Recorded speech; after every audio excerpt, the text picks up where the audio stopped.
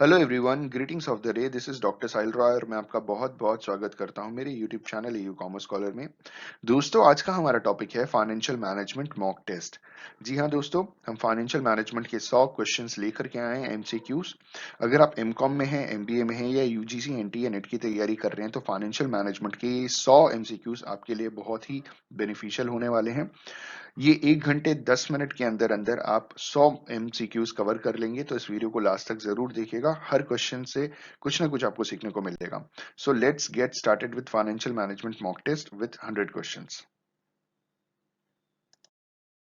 दोस्तों, हमारा पहला क्वेश्चन है, the field of finance is closely related to the fields of.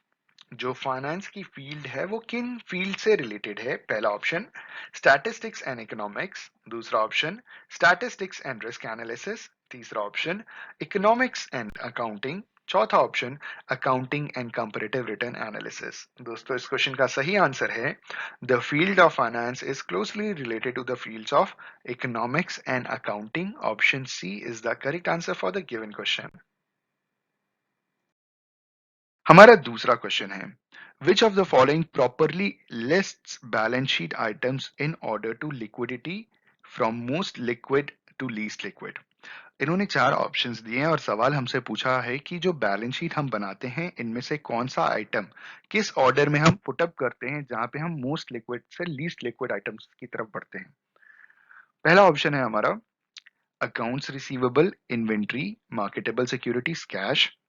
दूसरा ऑप्शन है हमारा cash, marketable securities, accounts receivable, inventory.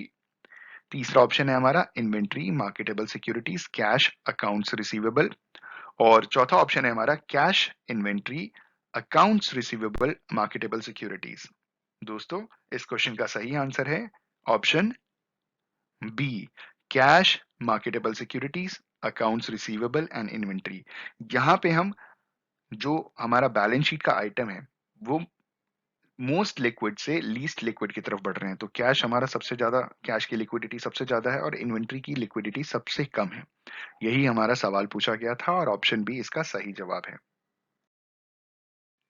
हमारा अगला क्वेश्चन है, amortization is considered a source of funds to the firm because amortization को एक firm का source of fund consider किया जाता है। रीजन इसके पीछे, it is purely an accounting entry and does not involve a direct disbursement of funds, freeing up these funds for other investments. Option B, it represents a reduction in asset holdings. Option C, it represents an increase in an asset account. Option D, amortization is not a source of fund. इस question का सही answer है amortization is considered a source of funds to the firm because option A is the correct answer, because it is purely an accounting entry and does not involve a direct disbursement of funds, freeing up these funds for other investment। दोस्तों, सवाल ये पूछा गया था कि जो amortization expenses हम दिखाते हैं वो फर्म के लिए एक सोर्स ऑफ फंड है, कारण बताइए। तो इसका सही जवाब ये है कि हम इसे सिर्फ अकाउंटिंग एंट्री करके दिखाते हैं और इसका जो पैसा है वो फ्री हो जाता है जिसे हम बिजनेस में वापस इन्वेस्ट कर सकते हैं। ठीक है दोस्तों, ये था इसका सही जवाब, ऑप्शन ए। दोस्तों, हमारा अगला क्वेश्चन है, profitability ratio measures the speed at which the firm is turning over its assets. Option B, the ability of the firm to earn an adequate return on sales, total assets, and invested capital. Option C, the firm's ability to pay off short-term obligations as they are due. And option D, the debt position of the firm in light of its assets and earning power. दोस्तों, इस question का सही answer है profitability ratio. जैसा कि आप जानते हैं, हमने अकाउंटिंग रेशियोज या रेशियो एनालिसिस में पढ़ा है। तो profitability ratio measures the ability of the firm to earn an adequate return on sales, total assets and invested capital। तो प्रॉफिटेबिलिटी रेशियो क्या मेजर करता है कि फर्म की कितनी एबिलिटी है कि वो सेल्स, टोटल असेट्स और इन्वेस्टेड कैपिटल के ऊपर कितना वो अर्न कर सकता है। Option B is the correct answer for the given question. हमारा अगला क्वेश्चन है, receivables turnover is. Option A, a profitability ratio. दूसरा, a debt utilization ratio। तीसरा option, an asset utilization ratio। और चौथा ऑप्शन, a liquidity ratio। दोस्तों, इस question का सही आंसर है receivables turnover is, and asset utilization ratio. Option C is the correct answer for the given question. हमारा अगला क्वेश्चन है, financial ratios are used to weigh and evaluate the operating performance of the firm. Option B, provide an absolute benchmark of industry performance. Option C, determine which firm will provide the highest return to investors. And option D, none of the above are correct. दोस्तों इस question का सही answer है option A. Financial ratios are used to weigh and evaluate the operating performance of the firm. दोस्तों operating performance का मतलब ये होता है कि जो फर्म हर रोज काम करता है उसे हम ऑपरेटिंग एक्टिविटी कहते हैं, और ऑपरेटिंग परफॉर्मेंस उसी को इवैल्यूएशन होता है. तो फाइनेंशियल रेशियोज ये मदद करता है कि जो आप हर रोज अपने ऑर्गेनाइजेशन में काम करते हैं, जो ऑपरेटिंग एक्टिविटी करते हैं, उसका परफॉर्मेंस सही आ रहा है कि नहीं आ रहा है, उसमें आपको मुनाफा हो रहा है कि नुकसान हो रहा है, वो सारी चीजें एनालाइज करने के लिए फाइनेंशियल रेशियोज को इस्तेमाल किया जाता है.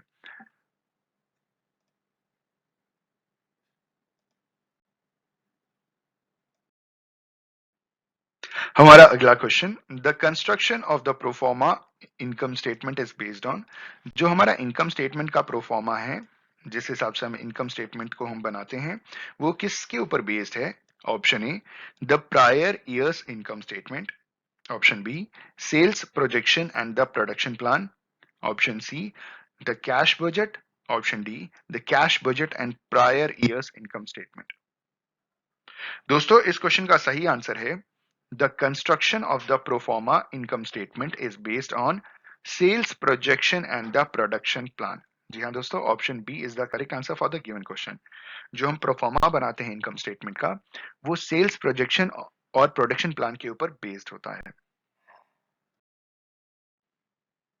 दोस्तों हमारा अगला क्वेश्चन है, the primary purpose of the cash budget is. जो कैश बजट है उसका प्राइमरी पर्पस क्या होता है?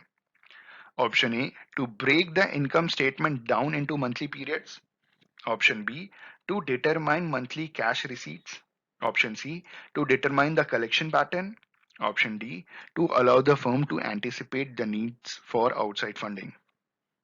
तो दोस्तों इस क्वेश्चन का सही आंसर है, the primary purpose of the cash budget is to allow the firm to anticipate the need for outside funding. जी हाँ दोस्तों, कैश बजट में बेसिकली हम यही करते हैं ना कि what are the sources of funds, कहाँ कहाँ से हमें मिल रहा है या कहाँ कहाँ पैसे खर्च कर रहे हैं, एप्लीकेशन ऑफ फंड्स. तो जो बाहर है ना, आउटसाइड आउटसाइड फंडिंग का सोर्स क्या है, कहाँ से आ रहा है, कितना आ रहा है, वो एंटिसिपेट करना कैश बजट का प्राइमरी पर्पस होता है. हमारा अगला क्वेश्चन है, operating leverage may be defined as. Operating leverage may be defined as option A, the degree to which debt is used in financing the firm. Option B, the difference between price and variable costs. Option C, the extent to which capital assets and fixed cost are utilized. And option D, the difference between fixed cost and the contribution margin. दोस्तों इस question का सही answer है, operating leverage may be defined as the extent to which capital assets and fixed cost are utilized. जी हाँ दोस्तों, operating leverage को define किया जा रहा है कि किस एक्सटेंट तक कैपिटल असेट और फिक्स कॉस्ट को अच्छी तरीके से यूटिलाइज किया जा रहा है, मतलब प्रयोग में लाया जा रहा है. हमारा अगला क्वेश्चन है, financial leverage. Option A reflects the firm's commitment to fixed financial assets. Option B has no impact on the earning of the firm. Option C reflects the amount of debt used in the capital structure of the firm. Option D primarily affects the left side of the balance sheet. जी हाँ दोस्तों, इस question का सही answer है option C, financial leverage reflects the amount of debt used in the capital structure of the firm. Option C is the correct answer for the given question. Financial leverage क्या मदद करता है कि जो आपका कैपिटल स्ट्रक्चर है, जो आपकी फर्म का कैपिटल स्ट्रक्चर है, उसमें कितना डेट इस्तेमाल किया गया है, जो हमने कर्ज ले रखा है ना, कितनी हमारी लायबिलिटी है, जो डेट्स है हमारे, वो पता लगाने में फाइनेंशियल लेवरेज हमारी मदद करता है. दोस्तों हमारा अगला क्वेश्चन है, most retail stores are mainly concern with. Option A, their bias forecast for the coming season. Option B, matching sales and inventory levels. Option C, decreasing inventory turnover. Option D, their investment in capital assets. दोस्तों इस question का सही answer है, most retail stores are mainly concerned with option B matching sales and inventory levels. जी हाँ दोस्तों, ज्यादातर दुकानदार जो रिटेल स्टोर्स वाले होते हैं ना, किस चीज पे ज्यादा कॉन्सेंट्रेट करते हैं, मतलब किस चीज को लेकर के थोड़े चिंतित रहते हैं ज्यादातर, कि जितना हमने बेचा और कितना हमारा बचा कुछ है, इन्वेंटरी लेवल। वो दिन भर इसी चीज में कि कितना सामान बिक गया और कितना बाकी है, कितने का ऑर्डर देना है, क्या करना है, वो सेल्स और इन्वेंटरी लेवल्स पे ज्यादा ध्यान देते हैं, इनकी मैचिंग पे ध्यान देते हैं। हमारा अगला क्वेश्चन है, the liquidity premium theory suggest that long term interest rates are higher than short term interest rate because. इन्होंने कहा कि जो लिक्विडिटी प्रीमियम थ्योरी है वो हमें ये सजेस्ट करता है कि जो लॉन्ग टर्म इंटरेस्ट रेट है, अगर आपने कर्ज ले रखा है लॉन्ग टर्म पे, तो उस पे जो इंटरेस्ट है वो ज्यादा है और शॉर्ट टर्म पे इंटरेस्ट रेट कम है। रीजन इसके पीछे क्या है? We have four option. सबसे पहला ऑप्शन है, investors generally prefer to invest short periods of time. Option B, government policy maintains this relationship. Option C, there is greater risk in long term bonds. Option D, exchange rate fluctuations establish this relationship.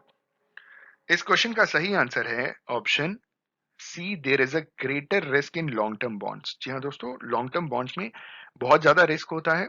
इसीलिए क्या इन्होंने बताया कि जो liquidity premium theory है वो यही suggest करती है कि लॉन्ग टर्म इंटरेस्ट रेट्स जो हैं वो हायर होते हैं, क्योंकि लॉन्ग टर्म पे कंपैरेटिव ज्यादा रिस्क होता है। हमारा अगला question, using a lock box system to improve collections, पहला option, is more expensive than the use of collection centers। दूसरा option, utilizes local banks to clear local payments made to the collection center। Option C, provides more float than collection centers। And the last one is results in checks being forwarded to a PO box and clearing through local banks। दोस्तों इस question का सही answer है option D. Using a lockbox system to improve collections result in checks being forwarded to a PO box and clearing through the local banks. Option D is the correct answer for the given question. हमारा अगला question, all of the following are factors influencing the choice of marketable securities except option A, yield, option B maturity, option C marketability, option D maximum investment allowed. दोस्तों इस question का सही answer है, all of the following are factors influencing the choice of marketable securities except maximum investment allowed. जब भी हम securities market में अपना इन्वेस्टमेंट करने के लिए जाते हैं तो हम यील्ड पे ध्यान देते हैं, मैच्योरिटी पे ध्यान देते हैं, मार्केटेबिलिटी पे ध्यान देते हैं। मैक्सिमम इन्वेस्टमेंट अलाउड कोई सोचता नहीं है, कोई बात भी नहीं करता। रीजन ये है कि इसकी कोई लिमिट नहीं है, जितना मर्जी उतना लगा सकते हैं, जितना है पूरा लगा दीजिए। ठीक है, अगला क्वेश्चन है हमारा, in establishing credit standards the firm must consider the nature of the credit risk based on all the following except prior record of payment, option B terms of credit, option C financial stability, option D current net worth. दोस्तों इस question का सही answer है, in establishing credit standards the firm must consider the nature of the credit risk based on all the following except terms of credit. वो जो firm है वो terms of credit पे ध्यान नहीं देता, लेकिन ज्यादातर प्रायर रिकॉर्ड चेक करता है, क्रेडिट देने से पहले फाइनेंशियल स्टेबिलिटी चेक करता है, करंट नेटवर्थ चेक करता है। टर्म्स ऑफ क्रेडिट तो सेकेंडरी हो गया, प्राइमरी ये सारी चीजें चेक करता है, उसके बाद ही वो अलाउ करता है कि देना है कि नहीं देना। ठीक है, ये सारी चीजें कंसिडर की जाती है क्रेडिट देने से पहले। आइए दोस्तों हमारा अगला क्वेश्चन पढ़ते हैं, और क्वेश्चन है, a cash discount may be best be defined as, option A, a reduction in price if payment is made within the specified time period, option b, a discount offered to critical suppliers, option c, a discount applied to volume sales, and option D, a discount or the repayment of the firm's debts। दोस्तों इस question का सही answer है, a cash discount may be best be defined as a reduction in price if payment is made within the specified time period। जैसा कि आप सभी जानते हैं कि कैश डिस्काउंट कब मिलता है, जब आप सही समय पे या समय से पहले ही आप अच्छा खासा कैश पेमेंट कर दीजिए तो आपको कैश डिस्काउंट दे दिया जाता है वेंडर द्वारा। Option A is the correct answer for the given question. हमारा अगला क्वेश्चन है, commercial paper may be best defined as. जो कमर्शियल पेपर है वो उसकी डेफिनेशन पूछी गई है। Option A, a short term obligation of the government issued to commercial investors, option B short term unsecured promissory notes issued by corporations, Option C, an insignificant source of funds to large corporations. And option D, the debt obligation of chartered banks. दोस्तों, इस question का सही answer है option B. Commercial paper may be best be defined as short-term unsecured promissory notes issued by corporations. ये short term unsecured promissory notes होते हैं जो commercial papers होते हैं और normally ये corporations issue करते हैं. Option B is the correct answer for the given question. हमारा अगला question. The extent to which inventory financing may be employed is based on all of the following except the marketability of the pledged goods, their associated price stability of the goods, the perishability of the goods, and option D, the control of the goods by the manufacturer. दोस्तों, इस question का सही answer है the extent to which inventory financing may be employed is based on all of the following except the control of the goods by the manufacturer. Option D is the correct answer for the given question. हमारा अगला question. If interest or compounding is done on other than an annual basis adjusted by dividing the number of years by the number of compounding periods. Option B, multiplying the number of years by the number of compounding periods. Option C, dividing the interest rate by the number of compounding periods. And option D, multiplying the years and dividing the interest rate by the number of compounding periods. दोस्तों, इस question का सही answer है if interest or compounding is done on other than annual basis adjusted by option D, multiplying the years and dividing the interest rate by the number of compounding periods. जी हाँ दोस्तों, अगर आपने question solve किया है तो आपको ये formula मालूम होगा. आइए बढ़ते हैं अगले क्वेश्चन की तरफ. ये हमारा लास्ट क्वेश्चन है और क्वेश्चन है कि annuity payments are generally assume to occur during the period, at the beginning of the period, at the end of the period, it does not matter when they occur. दोस्तों, इस question का सही answer है annuity payments are generally assume to occur at the end of the period. Option C is the correct answer for the given question. हमारा पहला question है question number 21 और question है हमारा the valuation of a financial asset is based on determining. पहला option the present value of future cash flows. दूसरा option the current yield to maturity on long-term corporate bonds. तीसरा option the capital budgeting process. चौथा option what the corporation is paying to attract preferred shareholders. तो दोस्तों, इस question का सही answer है the valuation of a financial asset is based on determining the present value of future cash flows. Option A is the correct answer for the given question. हमारा अगला question question number 22 question है हमारा when the coupon rate on a bond is equal to the yield to maturity, the price of the bond will be option A par, option B above par, option C below par, option D more information is required. पार का मतलब आप समझते हैं ना, face value के बराबर इस पार. तो इनका जो सवाल है कि when the coupon rate on a bond is equal to the yield to maturity the price of the bond will be option A par. जो प्राइस होगा बॉन्ड का वो उसके फेस वैल्यू के बराबर होगा. हमारा अगला question to determine the price of preferred stock. पहला option divide the rate of maturity by the dividend amount. दूसरा option divide the dividend amount by the rate of return. तीसरा option divide the dividend amount by the rate of return minus the growth rate. और चौथा option divide the dividend amount by the growth rate.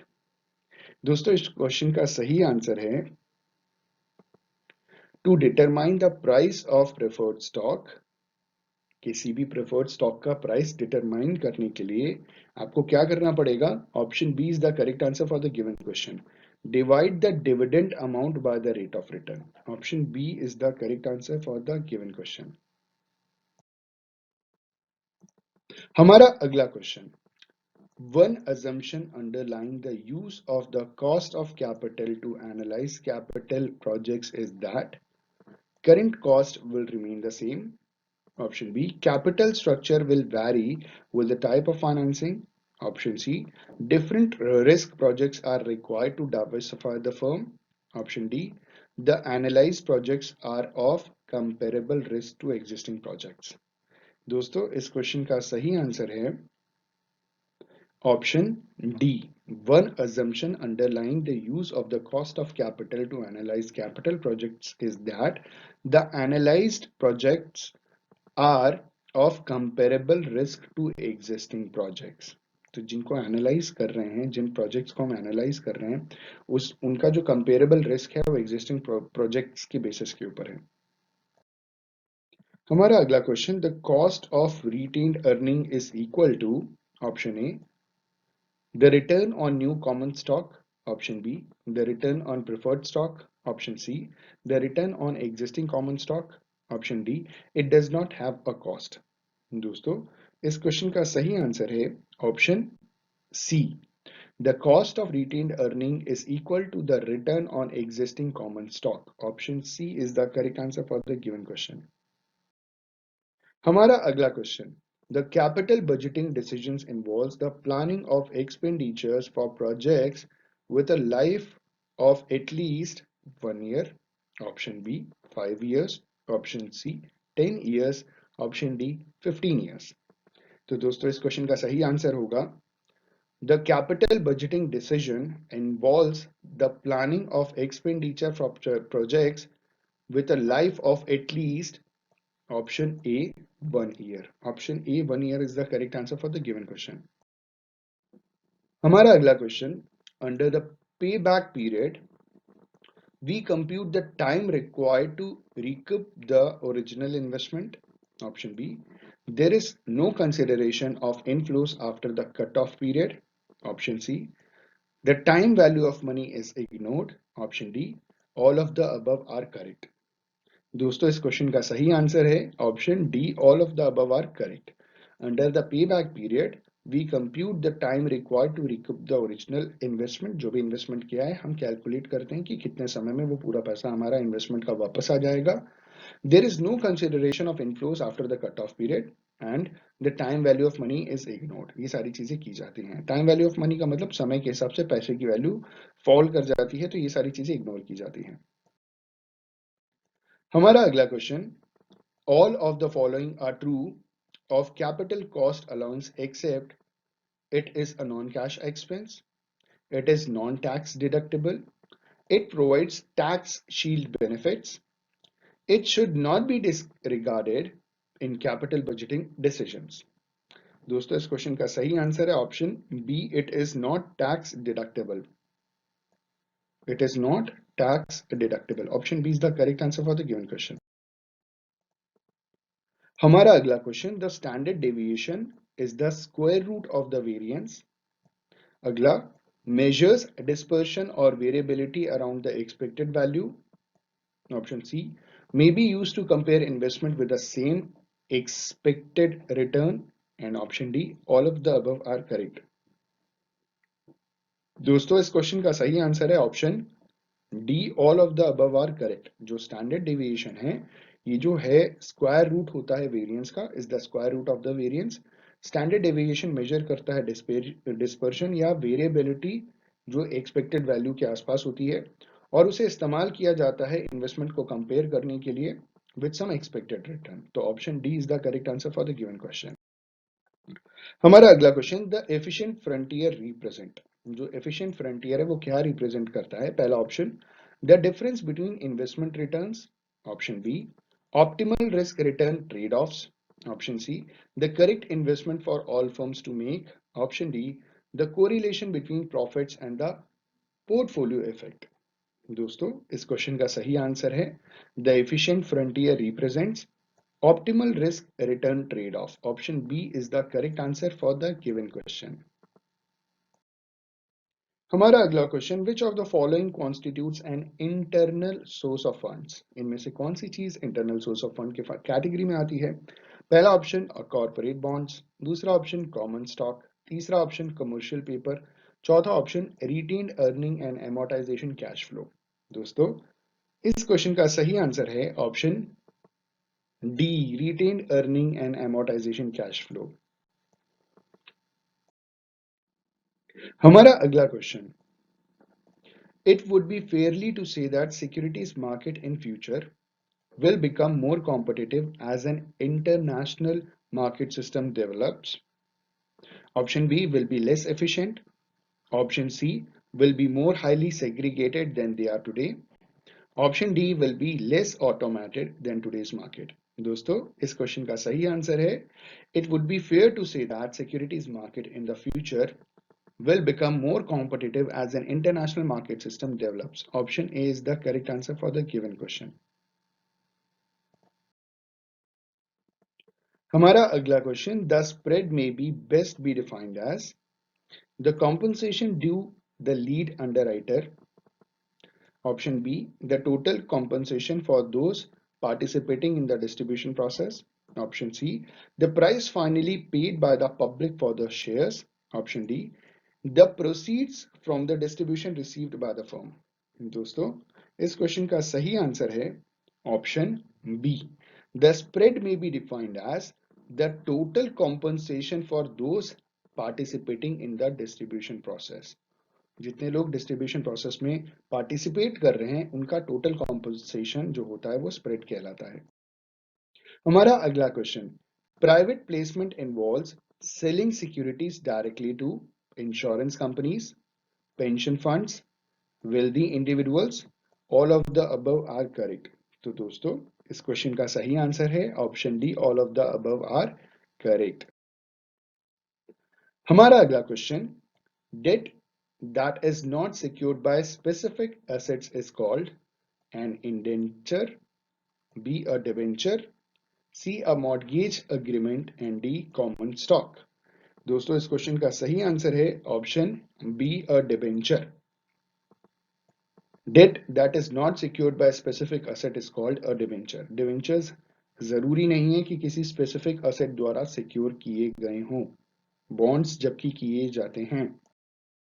हमारा अगला question, in a lease versus borrow to purchase decision the appropriate discount rate except for the salvage value is the cost of capital, the after tax cost of debt, the cost of equity capital, the cost of the debt.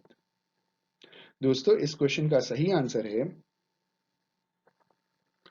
Option B, the after tax cost of debt. मतलब अगर हम इसे पूरा read करेंगे तो चीजें clear हो जाएंगी. In a lease versus borrow, lease पे कोई चीज लें या बोरो करें, to purchase decision the appropriate discount rate except for the salvage value is the after tax cost of debt. Option B is the correct answer for the given question. हमारा अगला question, preferred equity has all of the following characteristics except. पहला option fixed dividends, दूसरा option the cumulative right to annual dividends, option C precedence over common stock dividends, and option D residual claim to income. दोस्तों इस question का सही answer है preferred equity has all of the following characteristics except residual claim to income. Option D is the correct answer for the given question. हमारा अगला question, under the marginal principle of retained earning, the firm must compare what it can earn with what shareholders could earn on the funds if they were distributed. Option B, all funds above and beyond retained earnings are paid to shareholders. Option C, funds not paid to creditors and preferred shareholders belong to common shareholders. And option D, all projects are financed internally. दोस्तों इस question का सही answer है under the marginal principle of retained earnings the firm must compare what it can earn with what shareholders could earn on the funds if they were distributed. Option A is the correct answer for the given question. हमारा अगला question, a stock dividend represents a distribution of additional shares to common shareholders.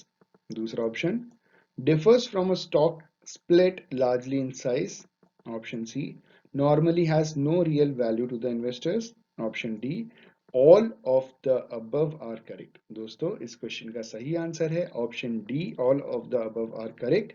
Stock dividend represents a distribution of additional shares to common shareholders. A stock dividends differ from a stock split largely in size. A stock dividend normally has no real value to the investors. So option D, all of the above are the correct answer for the given question. And the last question is a convertible security is, जो convertible security है वो क्या है? A convertible into cash at the option of the holder. Option B, a bond or share of preferred convertible into common at the firm's option. Option C, a bond or share of preferred convertible into common at the holder's option. And option D, a security convertible into a debenture at the holder's option. दोस्तों इस question का सही answer है a convertible security is a bond or share of preferred convertible into common at the holder's option. Option C is the correct answer for the given question. हमारा पहला question है the first area of study to benefit from the focus in the 1950s to a more analytical decision oriented approach was पहला option cash and inventory management, दूसरा option capital budgeting allocating financial capital to the purchase of plant and equipment. Option C, capital structure formulation, the balance between liabilities and equity. And option D, dividend policy, the relationship between dividends and earning. दोस्तों इस question का सही answer है the first area of study to benefit from the focus in the 1950s to a more analytical decision oriented approach was capital budgeting, that is, allocating financial capital to the purchase of plant and equipment. Option B is the correct answer for the given question. हमारा अगला question है agency theory examines the option A, relationship between the owners and the managers of the firm. Option B, insurability of the firm's assets. Option C, relationship between dividend policy and firm value. Option D, value of the firm relative to other firms in the industry. दोस्तों इस question का सही answer है agency theory examines the relationship between the owners and managers of the firm. Option A is the correct answer for the given question. जो agency theory है वो relationship बताती है ओनर्स जो फर्म के ओनर हैं और उनके मैनेजर्स के बीच में. ठीक है, आगे बढ़ते हैं. हमारा अगला question a corporation will typically pay moderate dividends इन. एक कॉर्पोरेशन मॉडरेट डिविडेंड्स टिपिकली कब पे करता है? पहला ऑप्शन डेवलपमेंट स्टेज 1, दूसरा ऑप्शन ग्रोथ स्टेज 2, तीसरा ऑप्शन एक्सपेंशन स्टेज 3, चौथा ऑप्शन मैच्योरिटी स्टेज 4. तो दोस्तों इस क्वेश्चन का सही आंसर है a corporation will typically pay moderate dividends in expansion stage 3. Option C is the correct answer for the given question. Starting में जब डेवलपमेंट होता है स्टेज 1 तब नॉर्मली डिविडेंड्स पे नहीं करती कंपनी क्योंकि वो पैसे बचा करके ना फर्दर उसे इन्वेस्ट करती है. स्टेज 2 में ग्रोथ होता है तो अपनी ग्रोथ के लिए पैसे थोड़े बचाती है, लेकिन जब एक्सपेंशन करना होता है तो धीरे धीरे वो मॉडरेट डिविडेंड्स पे करना शुरू कर देती है. So option C is the correct answer for the given question. हमारा अगला question the balance sheet of the firm shows. जो फर्म की बैलेंस शीट है वो क्या शो करती है? पहला option the profitability of the firm over time, दूसरा option the holding and obligations of the firm, तीसरा option the assets of the firm on a current cost basis, option D the receipt and disbursement of corporate funds. दोस्तों इस question का सही answer है the balance sheet of the firm shows the holdings and obligations of the firm. Option B is the correct answer for the given questions. ठीक है, obligation का मतलब आप समझ सकते हैं लायबिलिटीज है और होल्डिंग का मतलब जो उसके एक हिसाब से असेट्स होते हैं. तो ऑप्शन बी सही है क्योंकि बैलेंस शीट असेट्स और लायबिलिटीज ही बताता है, रिवील करता है किसी भी फर्म का. हमारा अगला question the statement of cash flows. Option A measures changes in net income over time. Option B the receipt and disbursement of funds of the firm. Option C, the assets of the firm and the means by which they are financed. Option D, emphasizes the critical nature of the firm's cash flows? दोस्तों, इस question का सही answer है option D. The statement of cash flows emphasizes the critical nature of the firm's cash flows. Option D is the correct answer for the given question. दोस्तों, जैसा कि आपने cash flow और फंड फ्लो स्टेटमेंट्स पढ़ा होगा, तो cash flow में हम जनरली किसकी बात करते हैं? कैश इनफ्लो और आउटफ्लो की. हम वहां पे क्रेडिट की बात ही नहीं करते. क्रेडिट और कैश दोनों ऐड हो जाता है हमारा फंड फ्लो में. मतलब फंड फ्लो एक वाइड है और कैश फ्लो कंपेरेटिवली नैरो है. तो क्योंकि कैश फ्लो का जो स्कोप नैरो होता है, उसमें सिर्फ कैश रिलेटेड ट्रांजैक्शंस दिखाते हैं, तो जो कैश फ्लो का स्टेटमेंट होता है वो किस चीज पे एम्फेसाइज करता है कि फर्म का कैश फ्लो का नेचर क्या है. ठीक है. Option D is the correct answer for the given question. हमारा अगला question. To an economist the term income means. एक इकोनॉमिस्ट के लिए इनकम शब्द का मतलब क्या होता है? पहला option sales cost of goods sold. दूसरा option change in real worth taking place between the beginning and each of a period. Option C, operating profit interest expense. Option D, earning after taxes. दोस्तों, इस question का सही answer है option B. To an economist the term income means change in a real worth taking place between the beginning and each of a period. Option B is the correct answer for the given question. दोस्तों, हमारा अगला question है under the DuPont method of analysis return on total asset is. सवाल ये पूछा जा रहा है कि डुपॉन्ट मेथड के एनालिसिस के हिसाब से जो टोटल असेट्स का रिटर्न है वो क्या होता है? Option A profit margin times assets turnover. दूसरा ऑप्शन है net income divided by total assets. तीसरा ऑप्शन है income before interest and taxes that is EBIT divided by total assets. And the fourth one is net income divided by sales. दोस्तों, इस question का सही answer है under the DuPont method of analysis return on total assets is net income divided by total assets. Option B is the correct answer for the given question.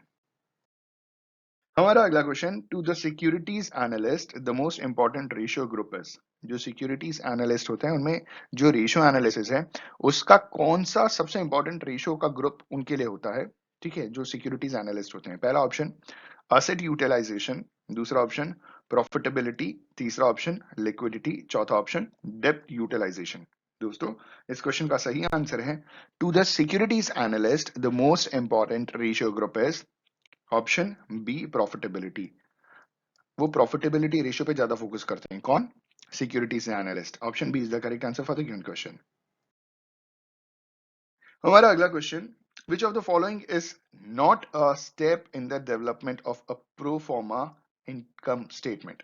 जो proforma income statement है उसमें इनमें से कौन सा step का use नहीं किया जाता? पहला ऑप्शन है स्टैब्लिश अ सेल्स प्रोजेक्शन. दूसरा option determine a production schedule and associated expenses to determine gross profit. Option C, determine the cash receipts. Option D, determine profit by completing the actual pro forma statement. दोस्तों, इस question का सही answer है option C, determine the cash receipts. Determining the cash receipts हम ये step नहीं लेते हैं जब भी हम प्रोफॉर्मा इनकम स्टेटमेंट बनाते हैं. तो option C is the correct answer for the given question. हमारा अगला question. The first step in preparing the pro forma balance sheet is to. जो पहला स्टेप होता है प्रोफॉर्मा बैलेंस शीट बनाने का वो क्या होता है? सबसे पहला ऑप्शन है हमारा prepare the proforma income statement. Option B prepare the cash budget. Option C prepare the statement of cash flows. Option D examine the prior periods balance sheet and translate item through time. दोस्तों, इस question का सही answer है option D. The first step in preparing the pro forma balance sheet is to examine the prior period's balance sheet and translate the items through time. Option D is the correct answer for the given question. दोस्तों, हमारा अगला question है on the proforma income statement the increase in retained earning is derived. जो proforma income statement है, जो increase in retained earning है वो कहां से डिराइव की जाती है? पहला option earning before taxes, that is taxes. Option B earning after taxes, जहां से आप डिविडेंड लेते हो. Option C operating profit, taxes, and option D operating profit, dividend. दोस्तों इस क्वेश्चन का सही आंसर होगा on the pro forma income statement, the increase in retained earning is derived earning after taxes, that is dividends. Option B is the correct answer for the given question. ठीक है दोस्तों, आगे बढ़ते हैं। हमारा अगला question, most break even analysis is conducted on the basis of cash flows. दूसरा option is theoretical only and has little impact on the firm. Option C excludes fixed cost. Option D is done on the basis of accounting flows. दोस्तों इस question का सही answer है most break even analysis is done on the basis of accounting flows. Option D is the correct answer for the given question. हमारा अगला question, the indifference point identifies, जो indifference point है वो क्या identify करता है? पहला option, equality of impact on EPS between two financing plans. Option B, equality of impact on EBIT between two financing plans. Option C, equality of impact on revenue between two financing plans. And option D is equality of impact on number of shares between two financing plans. दोस्तों इस question का सही answer है the indifference point identifies equality of impact on EPS between two financing plans. Option A is the correct answer for the given question. हमारा अगला question, the key to current asset planning is ensuring that the firm remains current on its obligations. Option B, maintaining an inventory surplus to ensure liquidity. Option C, forecasting sales accurately and matching production with the forecast. And option D, maintaining the proper rate of asset growth. दोस्तों इस question का सही answer है the key to current asset planning is forecasting sales accurately and matching production with the forecast. Option C is the correct answer for the given question. हमारा अगला question, which of the following would not be important in examining the firm's buildup of accounts receivable cash current assets? Option A, sales forecast. Option B, cash receipts and cash payment schedules. Option C, income statement. Option D, a brief cash budget. दोस्तों इस question का सही answer है option C, income statement would not be important in examining the firm's buildup of accounts receivable cash current assets. Option C is the correct answer for the given question. हमारा अगला question, an inverted yield curve often foreshadows an inflationary period. Option B, a recessionary period. Option C, a large government bond issue. Option D, nothing at all. दोस्तों इस question का सही answer है an inverted yield curve often foreshadows a recessionary period. Option B is the correct answer for the given question. हमारा अगला question जो थोड़ा सा बड़ा है, जरा इसको देखते हैं। इन्होंने सवाल पूछा है कि if a firm has an average daily remittance of, कितना है भैया, $4 million and 1.5 day in the collection process may be saved through a lockbox system. Has the firm freed up any real funds for other investments? ठीक है, पहला option, no these funds are theoretical in nature only. दूसरा option, yes approximately 2.6 million, that is 26,66,667 has been freed up approximately. Option C, yes approximately 6 million has been freed up. And option D, cannot be determined from information provided. तो दोस्तों हमारा सवाल था कि जो firm है अगर उसका एवरेज रेमिटेंस, रेमिटेंस का मतलब होता है ट्रांसफर, ठीक है, वो 4 मिलियन है, दैट इज $40 लाख, और 1.5 दिन लगता है कलेक्शन प्रोसेस में, तो एक दिन का कितना हुआ, 40 लाख, तो 1.5 दिन का कितना होगा, 60 lakh, that is 6 million. Option C is the correct answer for the given question. ठीक है दोस्तों, अगला क्वेश्चन है हमारा अगला question, the level of accounts receivable for the firm, we have 4 options. should be judged based on historical standards of industry norms. दूसरा option, should be judged as to whether the return earned on accounts receivable equals or exceeds the potential gain from the other investments. Option C is irrelevant as long as sales are increasing. And option D is not the concern of the financial manager. दोस्तों इस question का सही answer है the level of accounts receivable for the firm should be judged as to whether the return earned on accounts receivable equals or exceeds the potential gain from the other investments. Option B is the correct answer for the given question. हमारा अगला question, the net credit position of the firm is defined as its credit rating, the extent to which the firm has utilized its credit line, the difference between short and long term debts, the difference between accounts receivable and accounts payable. दोस्तों इस question का सही answer है the net credit position of the firm is defined as the difference between accounts receivable and accounts payable. Option D is the correct answer for the given question. And our last question is, the major disadvantage of commercial paper is the continued availability of funds is less certain than with bank financing. दूसरा option, that there is no secondary market for commercial paper. तीसरा option, firms must maintain an account balance equal to the paper outstanding. Option D, commercial paper is normally issued with a floating interest rate. दोस्तों इस question का सही answer है the major disadvantage of commercial paper is the continued availability of funds is less certain than the bank financing. Option A is the correct answer for the given question. दोस्तों हमारा पहला question है the interest rate used in time value of money calculations is also referred to as. जो interest rate इस्तेमाल किया जाता है time value of money के calculations में उसे एक और चीज कहा जाता है. तो क्या कहा जाता है? We have four options.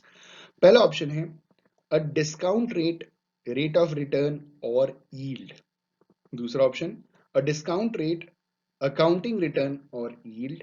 Option C, a compound rate, rate of return or market return. Option D, a compound rate, accounting return or yield. दोस्तों इस क्वेश्चन का सही आंसर है the interest rate used in time value of money calculations is also referred to as a discount rate, rate of return or yield. Option A is the correct answer for the given question. हमारा दूसरा question, the value in 5 years of a stream of payments received over the 5 years period is known as. पहला option future value annuity, दूसरा option present value annuity, तीसरा option compound सम single annuity और आखिरी option present value single amount. दोस्तों इस question का सही answer है the value in 5 years of a stream of payments received over the 5-year period is known as future value annuity. Option A is the correct answer for the given question. हमारा अगला question है a pay off schedule for a loan is known as. किसी भी loan को जब हम पे of करते हैं तो वो जो टाइम पीरियड होता है, जो स्केड्यूल होता है, उसे हम क्या कहते हैं? पहला ऑप्शन अ मॉर्गेज, दूसरा ऑप्शन एन इंटरेस्ट स्केड्यूल, तीसरा ऑप्शन अ प्रिंसिपल और चौथा ऑप्शन एन अमोर्टाइजेशन स्केड्यूल. दोस्तों इस क्वेश्चन का सही आंसर है a pay off schedule for a loan is known as an amortization schedule. Option D is the correct answer for the given question. दोस्तों हमारा अगला क्वेश्चन है the interest rate used to discount the cash flow associated with a bond is. Option A the required rate of return on the firm's equity. Option B the yield to maturity. Option C the prime rate. Option D the government T bill rate. T bill मतलब treasury bill होता है दोस्तों. तो जो government की treasury bill होती है उसकी बात की जा रही है. तो दोस्तों इस क्वेश्चन का सही आंसर है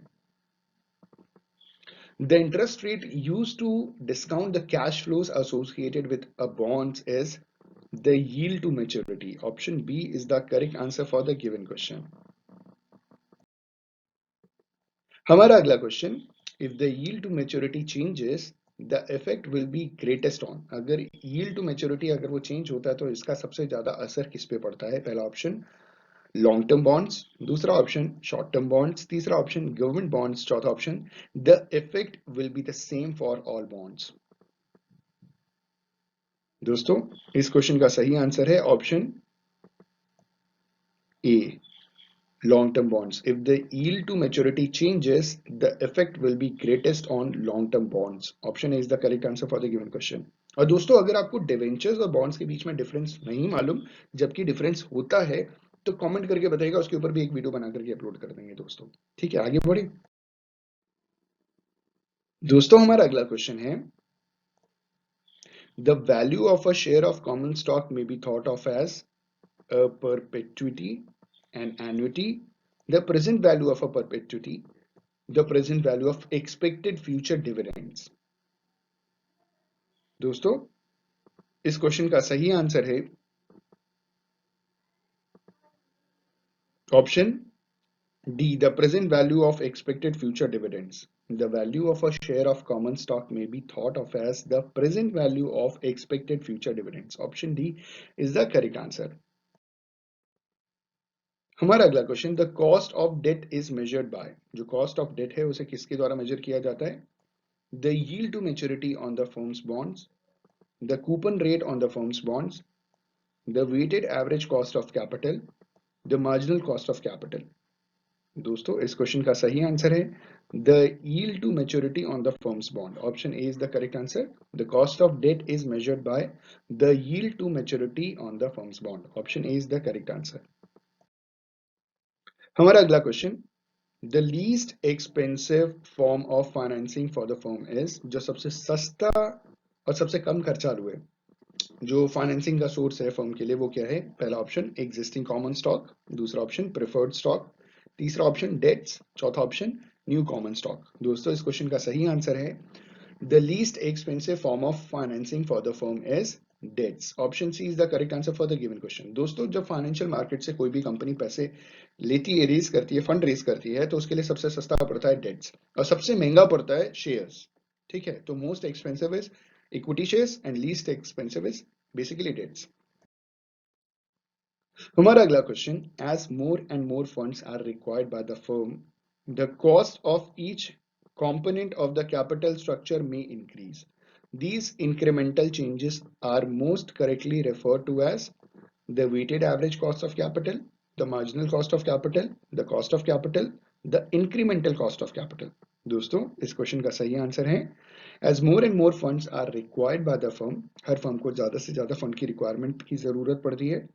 The cost of each component of the capital structure may increases, ठीक है, these incremental changes may are most correctly referred to as the marginal cost of capital। Option B is the correct answer for the given question। हमारा अगला question, all of the following are widely used methods for evaluating capital expenditures except payback period, internal rate of return, net present value, weighted average cost of capital। दोस्तों इस question का सही answer है all of the following are widely used methods for evaluating capital expenditures except weighted average cost of capital। Option D is the correct answer for the given question। हमारा अगला question, all of the following are true regarding capital rationing except, पहला option it places on artificial constraints on funds that may be invested, दूसरा it may result out of a fear of growth, तीसरा it may result out of a hesitation to use external sources of funds, और last it will help the overall profitability of the firms। दोस्तों इस question का सही answer है option D, it will help the overall profitability of the firms. Option D is the correct answer for the given question. हमारा अगला question है, the expected value of money may be defined as a weighted average of outcomes times their probability। Option B, the arithmetic average of the outcomes। Option C, the median value of the possible outcomes। Option D, a measure of dispersion or variability। दोस्तों इस question का सही answer है option A, the expected value of money may be defined as a weighted average of outcomes times their probability, समय के हिसाब से जो प्रोबेबिलिटी के जो आउटकम्स है ना, जो बढ़ घट सकता है एक्सपेक्टेड वैल्यू, वही होती है। Option is the correct answer. हमारा अगला question, the key to simulation analysis has been statistical analysis, the development of the computer, risk adjusted interest rates, the ability to classify investments as to their risk class। दोस्तों इस question का सही answer है, the key to simulation analysis has been the development of the computer। Option is the correct answer for the given question। हमारा अगला question, market comprised of securities with maturities of 1 year or less are generally referred to as money markets, capital market, stock market, bond market. दोस्तों ये तो easy question है, इसे कहते हैं option a money market. जहां पे 1 साल से कम समय के लिए आप मनी रेज करते हो, लेते हो, तो उसे हम क्या कहते हैं, मनी मार्केट कहते हैं। Money market comprised of securities with maturities of 1 year और less are generally referred as money market, right. Option A is the correct answer. हमारा अगला question, a major disadvantage of preferred stock is. जो preferred stock है उसका major disadvantage क्या है? पहला option, common stock dividends have a higher order of precedence। दूसरा option, dividends are not tax deductible। तीसरा option, there is no secondary market for preferred stock। और आखिरी option, the preferred dividend may vary greatly year to year। दोस्तों इस question का सही answer है, major disadvantage of preferred stock is dividends are not tax deductible. ठीक है, option B सही जवाब है। हमारा अगला question, organized securities markets exhibit all of the following characteristics except listing on national and regional exchanges are mutually exclusive। Option B, each exchange has a central location where buying and selling occurs। Option C, brokers represents the actual buyers and sellers। Option D, securities are listed and traded with the approval of the broad governors। दोस्तों इस question का सही answer है, organize securities market exhibit all of the following characteristics except listing on national and regional exchanges are mutually exclusive। Option A is the correct answer for the given question. हमारा अगला question है, all of the following influences the price of a stock for the firm going public by way of an IPO. IPO initial public offering, जहां पे primary market में जाकर के, देखिए market दो तरीके की होती है, एक होता है प्राइमरी मार्केट, एक होता है सेकेंडरी मार्केट। प्राइमरी मार्केट में हमेशा आईपीओ होता है, जहां पे जब भी शेयर ट्रेड किया जाता है तो पूरा का पूरा पैसा कंपनी को जाता है, और उसके बाद जब कस्टमर्स आपस में ट्रेड करते हैं तो सेकेंडरी मार्केट में करते हैं, जिसका कोई भी पैसा कंपनी के पास नहीं आता। तो इन्होंने बोला, all of the following influences the price of a stock for the firm going public by way of an IPO except the previous share price, an in depth company analysis, the PE ratio, ठीक है, for similar firms in the industry, and the last one is anticipated public demand. दोस्तों इस question का सही answer है, all of the following influences the price of stock for the firm going public by way of an IPO except the previous share price। इससे कोई फर्क नहीं पड़ता पिछली बार किस प्राइस पे दिया था। Option A is the correct answer. हमारा अगला question, going public offers the firm many of the advantages listed below with the exception of. पहला option, security markets may be tapped for a greater amount of funds. दूसरा option, the prestige of a public security may help in bank negotiations। Option C, marketable securities may be used for acquisitions। And option D, there is less pressure for short-term profits। दोस्तों इस question का सही answer है option D, there is less pressure for short term profits. Option D is the correct answer for the given question. अगला question है हमारा, with secured claim specific assets are pledged in the event of default, a debenture exist, the lower the value of the initial security, pledged assets are often sold off and the proceeds distributed। दोस्तों इस question का सही answer है, with a secured claim specific assets are pledged in the event of default। Option A is the correct answer for the given question. And the last question, question number 80 है हमारे सामने, वो कह रहा है कि which of the following is the benefit of debt to the firm, interest and principal obligations are contractually set, interest payments are tax deductible, indenture agreement provides the firm with no restrictions, and the last one is used beyond a certain point, debt will decrease the cost of capital. दोस्तों इस question का सही answer है option B.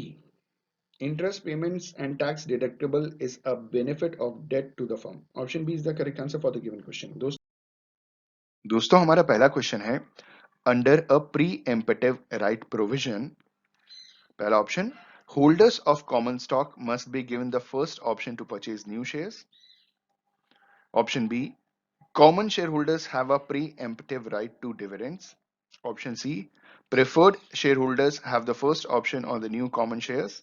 Option D, dilution of existing position is encouraged.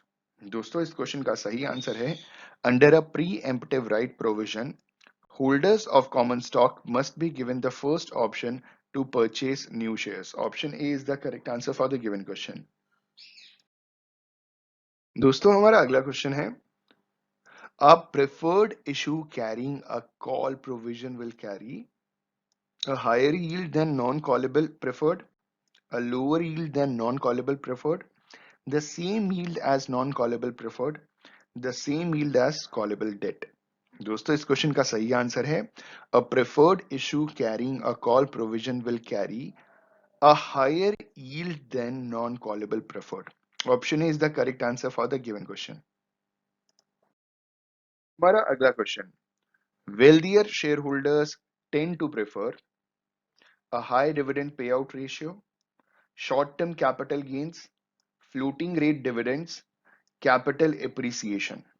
दोस्तों इस question का सही answer है wealthier shareholders tend to prefer capital appreciation. Option D is the correct answer for the given question. हमारा अगला question, in chronological order which of the following is correct? पहला option, ex dividend date, holder of record date, payment date. Option B, holder of record date, ex dividend date, holder of record date.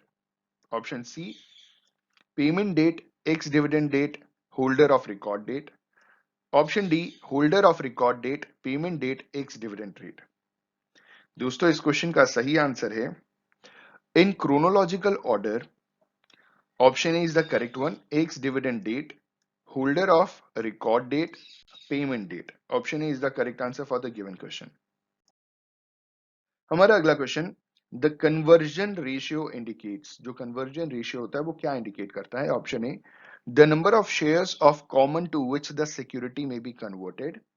Option B, the conversion price of the security. Option C, the number of bonds the common share may be converted to. Option D, the number of bonds the preferred share may be converted to. दोस्तों इस question का सही answer है the conversion ratio indicates the number of shares of common to which the security may be converted. Option A is the correct answer for the given question. हमारा अगला question, a warrant may best be defined as an option to sell a specified number of shares at a stated price, an option to buy a stated number of shares at a stated price. Option C, a convertible security. Option D, a bond derivative. दोस्तों इस question का सही answer है option B. A warrant may best be defined as an option to buy a stated number of shares at a stated price. Option B is the correct answer for the given question. हमारा अगला question, which of the following is not a non-financial motive for merging? Option A, the desire to expand management capabilities. Option B, the need to expand marketing capabilities. Option C, the desire for easier access to capital markets. Option D, the acquisition of new products. दोस्तों इस question का सही answer है option C, the desire for easier access to capital market. Option C is the correct answer for the given question.